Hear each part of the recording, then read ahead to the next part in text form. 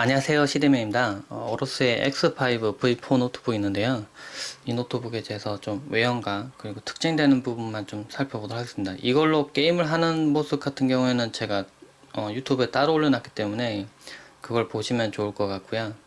이 노트북 같은 경우에는 가격이 좀 상당한데요. 그 이유라고 한다면 엔비디아의 G싱크가 되는 모니터를 올렸습니다. 그래서 G싱크 같은 경우는 그래픽 카드도 지원해야 되지만은 모니터도 지원해야 되는데 이 모델 같은 경우는 그걸 지원합니다. 그리고 프로세서도 i7 5700HQ가 사용됐고요.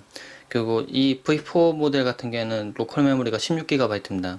그리고 그래픽 카드 같은 경우에는 SLI로 되는데 지포스에 GTX 965M 이 두 개가 들어갑니다. 그래서 그래픽 카드 양쪽에 두 개 들어가고요. 가운데 CPU가 있는 그런 형태입니다.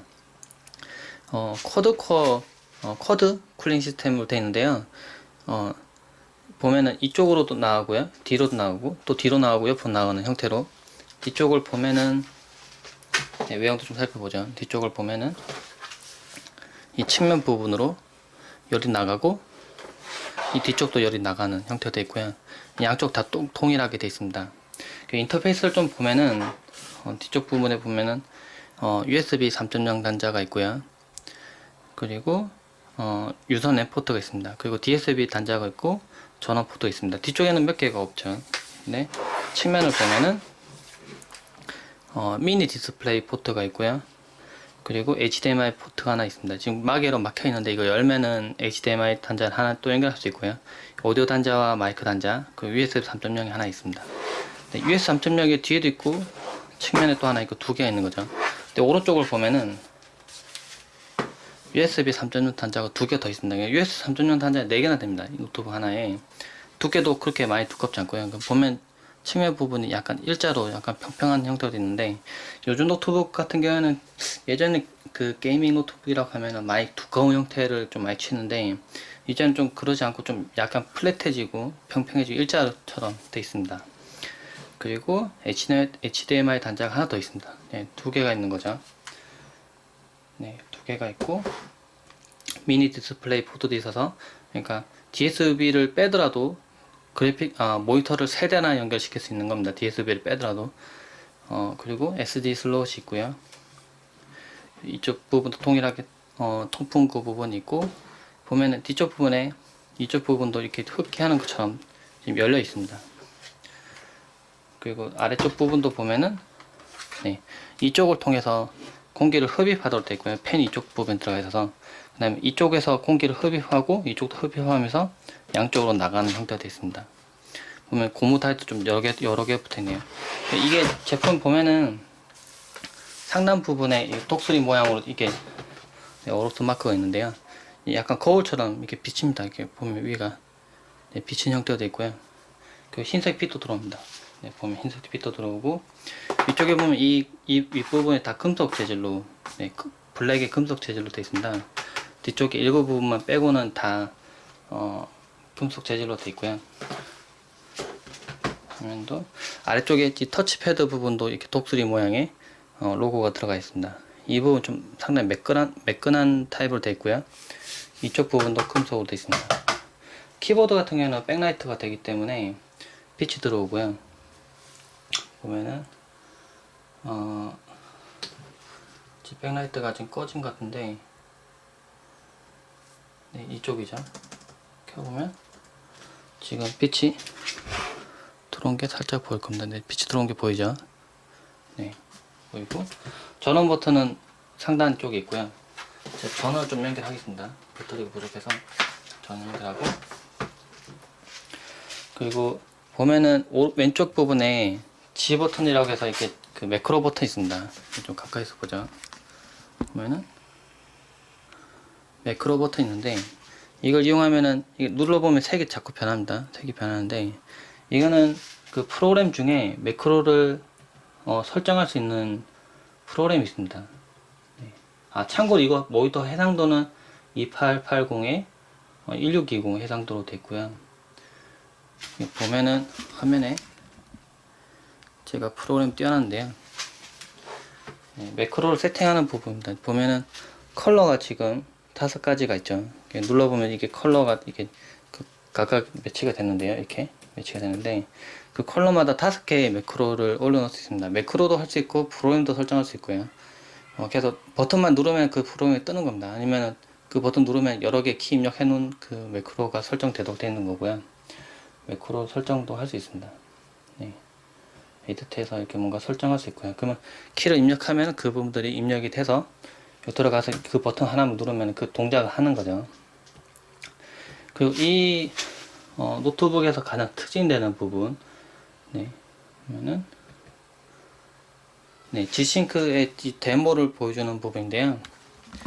네, 이게 보면은 게임을 해봤는데 빨리 움직이는 게임들, 화면 잔상도 되게 중요하고 얼마나 빨리 움직이는지 중요한 게임들, 이게 총 쏘는 게임들이 보통 그런데요. 그런 걸 할 때 보면은 프레임이 상당히 중요합니다. 그냥 그래픽 성능을 계속 올리는 거죠. 근데 문제가 있었습니다. 노트북 모니터는 한계가 있습니다. 네. 주파수라는 게 한계가 있고 보내지는데 보여주는데 한계가 있는데 그래픽 카드만 계속 빨라지는 겁니다. 그래서 그 부분을 보완하기 위해서 나왔던 게 Vsync라는 게 있었는데요. 근데 그게 나와도 해결이 안 되는 부분이 있었습니다. 뭐 이게 역층이 생긴다거나 잔상이 생긴다거나 그런 부분이 있었는데 그런 부분들을 보완해주기 위해서 Gsync가 나왔습니다. Gsync를 선택하면 지금 보면 잔상이 전혀 없죠. 지금 제가 촬영하는 거는 4K로 촬영하고 있기 때문에 아마 조금 잔상이 있어 보일 수도 있습니다. 근데 자세히 보실 거니까 끊겨 보이는지 그 부분이 아니라 지금 30프레임을 촬영되고 있기 때문에 이게 움직일 때 끝부분에서 생기는 그 잔상 부분입니다. 근데 그게 없죠. 근데 만약에 Vsync를 꺼버리면은 네, 지금 보면은 이 끝부분이 지금 깨지죠. 지금 뭉개집니다. 지금 보면은 이렇게 이미지가 이렇게 똑바로 이렇게 나와야 되는데 이렇게 밀리는, 네, 밀려서 깨지는 부분이 생깁니다. 좀 가까이서 좀 제가 보여드리죠.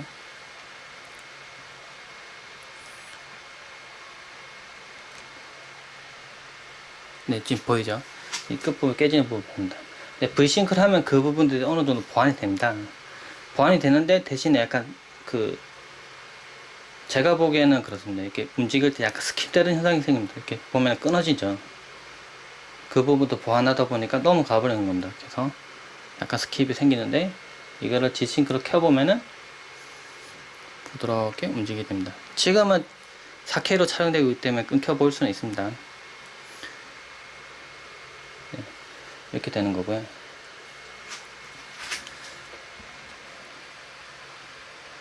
네, 지금 보니까 게임을 하는 도중에는 지금 팬 소음이 좀 올라갔죠. 네, 이런 부분들을 다 설정할 수 있는 커맨드 컨트롤이라는 프로그램이 있는데요. 지금 제가 이것도 자세히 보여드리죠.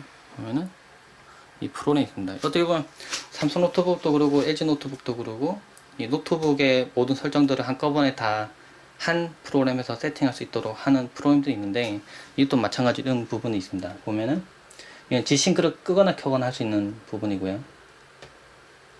네, 지금 끄면은 근데 이 부분도 같이 꺼지네요. 안 꺼지면 좋겠는데 키보드 백라이트를 켜거나 끄거나 강약을 조절하거나 할 수 있고요. 펜 속도 조절할 수 있습니다. 네, 펜 속도 조절할 수 있고요. 그러니까 조용하도록 해놓으면은 가능한 펜 속도를 축입니다. 지금 조용해졌죠, 갑자기. 네, 게이밍을 해두면은 무조건 빨리 도는 게 아니라 열이 높을 때는 아주 빠르게 동작하도록 하는 겁니다. 지금 보면 이 노트북 같은 경우에 이제 고성능으로 세팅이 되어 있는데 그래서 속도도 빠르고 대신에 펜 속도 조금 더 올라가는 형태도 있습니다. 그리고 이 벤치마크 한 자료는 제가 블로그에 따로 올려놓을 텐데요.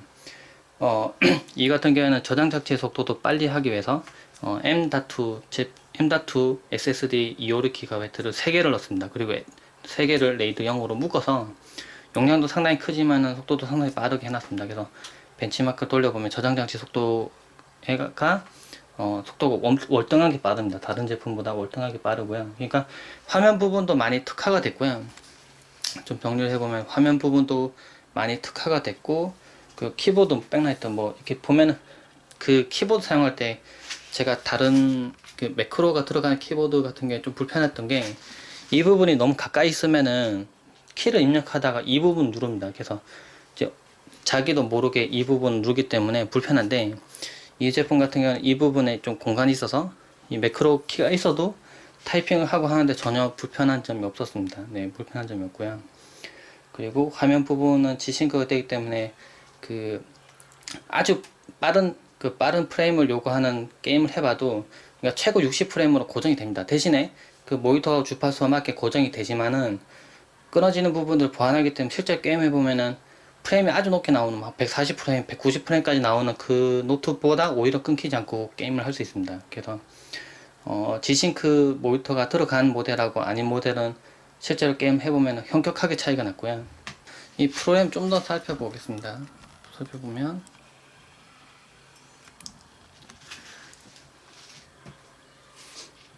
성능 부분들을 이렇게 좀 게이지 형태로 좀 보여주는 이런 부분도 있습니다. 어떻게 보면 게이밍 요소를 좀 더 적합시킨 거죠. 그래서 CPU 온도나 그리고 GPU 온도들도 지금 이렇게 한눈에 볼 수 있습니다. 그리고 디스크 상태나 그리고 메모리 상태 같은 것도 볼 수 있고요. 근데 이걸 사용해 보면서 한 가지 좀 불편할 수도 있는, 네, 처음에 세팅을 잘못하면은 이게 고장 난 게 아닌가라고 생각할 수 있는 부분 하나 있었습니다. 이게 뭐냐면은 네, 지금 이걸 보여드릴게요. 네, 킬러 네트워크 매니저라고 있는데 처음에는 이 같은 경우는 어떻게 보면 예를 들면은 네트워크 상태 여기 별로 좋지 않은 상태입니다. 뭐 와이파이로 사용한다거나 그런 상태인데 게임에 좀 더 많은 네트워크 대역폭을 할당하고 다른 프로그램에 좀 적게 할당해서 게임하는데 좀 끊기지 않고 게임을 하고 싶은 경우가 있을 겁니다. 이제 그런 걸 매니지먼트 해주는 그런 프로그램인데 어플리케이션별로 이제 속도도 정할 수 있고요. 업로드 다운로드 뭐 그런 거 정할 수 있고 그런 프로그램인데 처음엔 대역폭을 설정하는 부분에서 이게 이 수치가 낮게 들어가 있으면은 이게 보면은 네트워크 속도 테스트를 한번 해봤을 때 이게 제 경우에는 1GBps의 기가 인터넷 사용하고 있는데 업로드 다운로드 속도가 이거보다 더 낮게 들어가는 경우 있습니다. 그러면은 이걸로 실제로 게임 해보면은 속도가 낮게 다운로드 받을 때도 더 낮게 받아집니다. 그래서 오히려 더 불편할 수도 있는 거죠. 그래서 그때는 임의로 1000mbps로 임의로 입력을 해두면 빠르게 다운로드 받을 수 있습니다. 그러니까 유선으로 분명히 연결했는데 만약에 속도가 뭐 초당 1메가 밖에 안 받아진다거나 뭐 10메가 밖에 안 받아진다고 치면은 뭔가 제한이 걸린 것 같다고 치면은 이 킬러 네트워크 매니저에서 이 부분 설정하셔야 좀 빠르게 네트워크 할 수 있습니다. 이 부분은 어떻게 보면 우리나라에는 좀 안 맞을 수도 있습니다. 네, 지금 프로그램 멈췄는데요. 우리나라에 안 맞을 수 있습니다. 왜냐하면 우리나라 같은 경우는 인터넷 속도 워낙 빠르기 때문에 이런 부분도 크게 생각하지 않으셔도 되는데요. 근데 만약에 뭐 특정 환경에서 게임하는데 뭔가 네트워크 예를 들면 여러 사람들이 사용하는 유무선 공유기에 연결돼서 게임을 하는데 뭔가 끊기거나 했을 때 그런 부분들을 보완할 때는 저런 프로그램을 사용해 보는 것도 괜찮습니다. 네, 디자인도 네, 지금 보면 이 윗부분도 상당히 특이하네요. 지금 보면은 약간 그릴처럼 구멍 난 부분이 있는데 이 부분 좀 특이하고 하나 좀 참고해야 될 부분이 있는데요. 네, 이 뒤쪽 부분에 지금 팬이 좀 보이죠? 지금 팬이 살짝 보일 겁니다. 이렇게 이 부분 보이는데 이 팬이 돌아가서 공기를 흡입하는 쪽으로 되기 때문에 이 팬은 항상 동작하지 않습니다. 지금 팬이 멈춰 있는데요. 이 부분을 꽉 누르면은 네, 팬이 이렇게 좀 멈추면서 드르륵 하고 소리가 날 수도 있습니다. 이 부분을 꽉 누르면은 네, 그 부분은 불량은 아니고요. 원래 이렇게 팬이 돌아가는 부분에 위에 톤을 누르면은 이 노트북 같은 경우에는 충격을 흡수하기 위해서 약간 말랑말랑하게 해놨습니다. 이렇게 딱딱하면은 부러지기 때문에 그렇게 해놨기 때문에 그런 부분도 좀 참고하면 될 것 같고요. 네, 사용을 해보면 해볼수록 성능도 워낙 빨라서 고성능 뭐 데스크탑 작업용 대신하는 그런 노트북으로 사용한다거나 아니면 게임용으로 사용한다거나 네, 그런 식으로 사용했을 때 꽤 괜찮은 노트북이라고 생각합니다. 네, 이상입니다.